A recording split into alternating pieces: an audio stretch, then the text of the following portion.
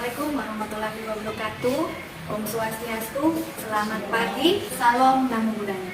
Perkenalkan, nama saya Komang Nida Lipiani. Saya adalah salah satu guru di SMA Negeri 2 Palu, sekaligus mahasiswa PPG dalam jabatan tahun 2022 kategori 1. Pada kesempatan kali ini saya akan menampilkan aksi satu saya tentang layanan konseling kelompok dengan teknik kontrak perilaku. Selamat menyaksikan.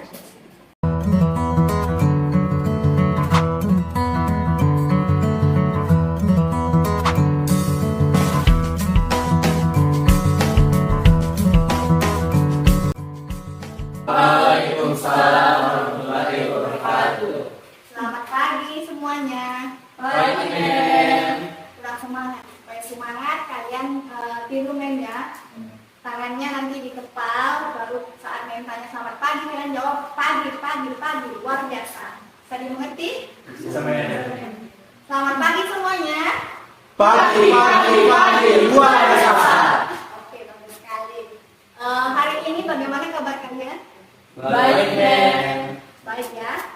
Oke, pada pertemuan kita pagi ini kita akan melakukan konseling kelompok lanjutan ya. Tapi sebelum memulai kegiatan, ada baiknya kita mendahului dengan doa agar nantinya kegiatan ini bermanfaat dengan berjalan dengan lancar juga ya. Nabila boleh minta tolong? Teman-teman, sebelum kita memulai kegiatan, mari kita doa, mari kita berjalan, kita langsung doa dan mulai. Nabila doa pada pagi ini. Sebelumnya kalian sudah saling kenal kan? Sudah. Nah, tapi untuk mengakrabkan suasana, ada baiknya Mem minta tolong satu orang untuk menyebutkan semua nama yang ada di sini termasuk Mem. Jadi sebutkan Mem dulu sebagai pemimpin kelompok.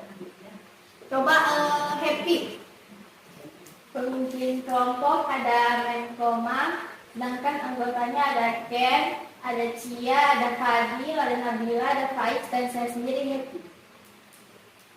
Terima kasih Happy. Hari ini kita akan melakukan konseling kelompok lanjutan dengan teknik kontrak perilaku. Kemarin kan kita sudah melakukan konseling kelompok.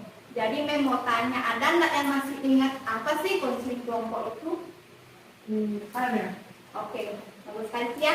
Konseling kelompok adalah suatu proses pemberian bantuan oleh guru BK kepada siswa melalui suasana kelompok dan mencari pemecahan masalah dalam dinamika kelompok. Kemudian dalam konseling kelompok ada itu yang namanya asas.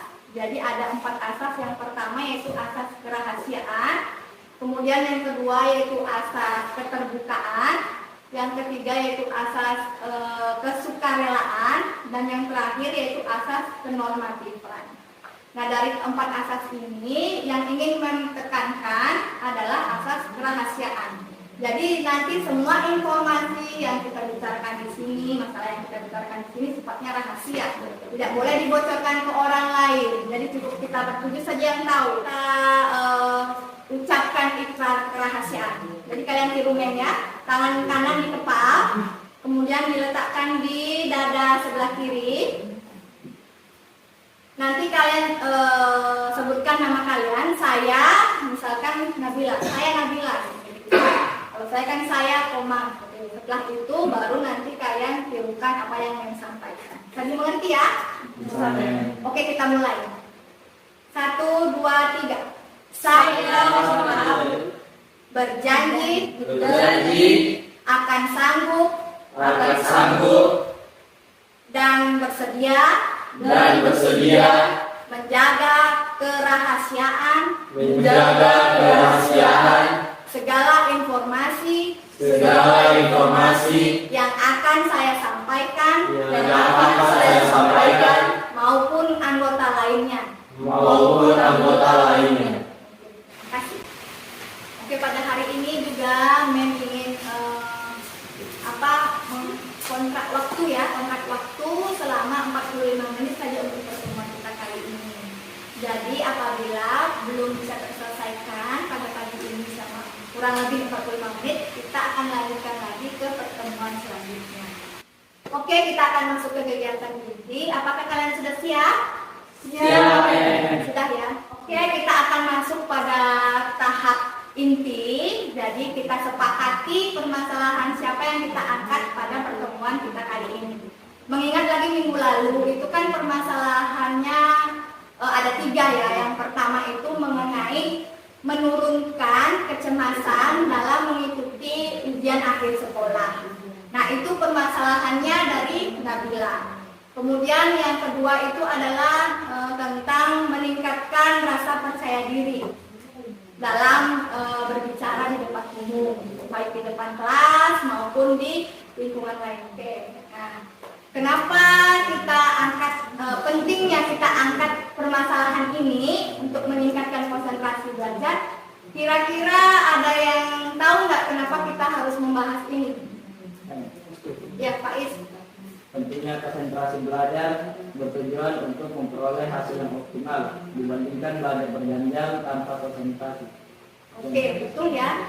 Jadi penting kita konsentrasi dalam belajar agar nanti hasil dari belajar lebih optimal, lebih maksimal. Oke, sekarang meminta Fadil untuk menceritakan seperti apa permasalahan yang Fadil alami terkait dengan konsentrasi belajar.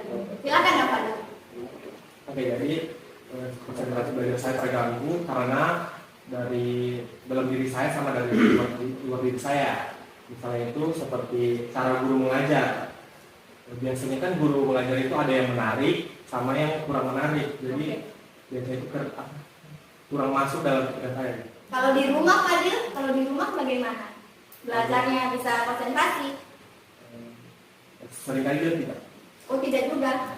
Oh, berarti Fadil ini kurang konsentrasi belajar di sekolah dan di rumah. Kalau main game, suka juga main game. Nah, itu mungkin salah satunya juga. Nah, itu tadi permasalahannya Fadil, sudah diceritakan sama Fadil. Jadi ada beberapa faktor yang membuat Fadil tidak konsentrasi belajar, baik di kelas maupun di rumahnya, begitu ya. Nah, sebelum kita di sini mencarikan alternatif solusi, kita tentukan dulu akar permasalahannya. Kira-kira apa sih akar permasalahan yang Fadil yang sebenarnya yang mempengaruhi kurang konsentrasi seperti itu. Nah, di sini memang mau menjelaskan ada 4 aspek yang mempengaruhi konsentrasi belajar. Itu menurut ahli yang namanya Slameto tahun 2010 ya. Jadi yang pertama itu adalah mengenai metode pembelajaran. Kemudian yang kedua adalah mengenai kurang minatnya dalam mempelajari sesuatu. Kemudian ada juga gangguan kesehatan dan juga gangguan pemusatan perhatian. Jadi dia kurang bisa memusatkan perhatiannya ya, baik belajar di sekolah maupun di rumah. Jadi itu akar permasalahannya. Oke, kita akan carikan alternatif solusi untuk Fadil. Tapi sebelum kalian menyampaikan pendapat kalian ya, ada baiknya memutarkan sebuah video. Ini juga salah satu cara meningkatkan konsentrasi belajar. Konsentrasi itu butuh latihan yang tekun dan serius. Cara pertama buat mempraktikkan metode ini Ini membagikan video. Nanti kalian simak videonya dengan baik. kita melakukan terus karena pasti ada aja gangguan dari luar yang akhirnya bikin kita tuh gagal. Silakan, itu tadi videonya sudah kalian kerjakan ya. Nah, sebelum nanti kalian sampaikan apa yang sudah kalian tulis di situ, ada baiknya kita melakukan ice breathing. Jadi ice breathing ini adalah permainan. Ini tujuannya juga untuk melatih konsentrasi kalian. Jadi permainannya ini adalah UDL, udara, darat, laut. Jadi pada saat yang sebutkan misalnya udara, kalian sebutkan nama hewan yang ada di udara. Kita mulai. Udara, darat, laut. Udara, darat, laut. Happy. Udara. 1, 2, 3. Berarti kurang konsentrasi. Yang lain tolong pusatkan perhatian kalian ya. Ini kita melatih konsentrasi. Udara, darat, laut. Udara, darat, laut. Udara, darat, laut. Udara. Oke, tepuk tangan dulu untuk kita semua. Oke, itu tadi ice breathing ya. Sekarang bisa kalian kerjakan di RKPD mengenai video yang sedang kalian tayangkan. Ada yang mau pertama? Siapa yang mau membacakan apa yang kalian tulis? Oke, Kais. Cara meningkatkan konsentrasi: 1. Membuat jadwal belajar, 2. Melakukan persiapan, 3. Menentukan waktu yang tepat, 4. Istirahat yang cukup. Oke, bagus sekali. Yang lain ada yang mau menambahkan mungkin? Dalam belajar, yang pertama cukup dari melakukan sit down ritual. Down ritual. Nah, sekarang di luar apa yang kalian buat ini dari hasil menyaksikan video, ada nggak yang mau memberikan saran ya, maksudnya untuk memberikan alternatif solusi untuk permasalahan? Ada nggak yang mau kasih saran? Ya, Nabil. Dan jadi kalau menurut saya, Fadil boleh memanfaatkan waktu istirahat atau saat kelas peti. Karena kan waktu istirahat itu teman-teman pada keluar kelas dan bermain atau makan. Nah, Fadil bisa gunakan waktu itu belajar sambil makan juga.